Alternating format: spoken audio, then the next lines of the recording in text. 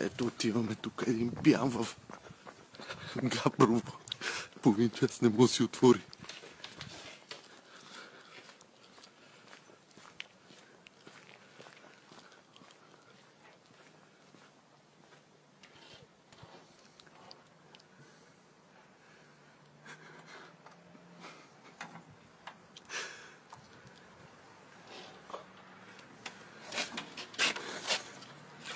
Ко стана, бе, брат? Не мога да отвориш ли, бе? Не мога. Не можеш ли, бе? Не мога, грам не мога това. Защо, бе? Не знам. А от половин час се мъчиш, не мога да отвориш, брат.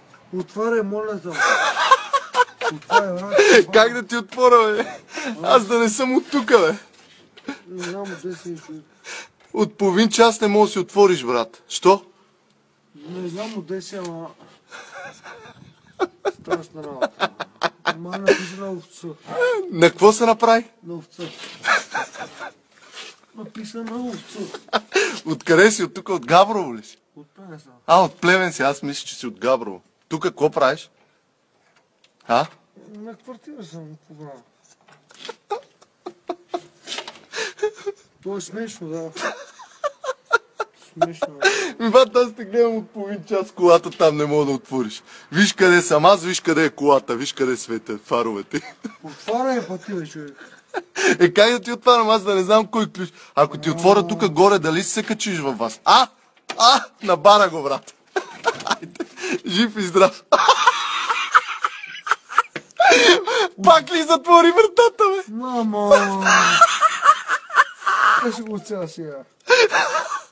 Какво викаш? Ужас. Мамо!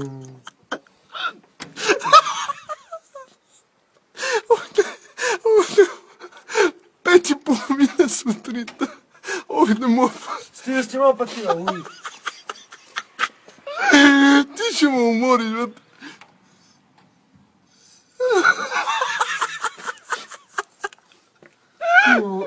Ти ме уби.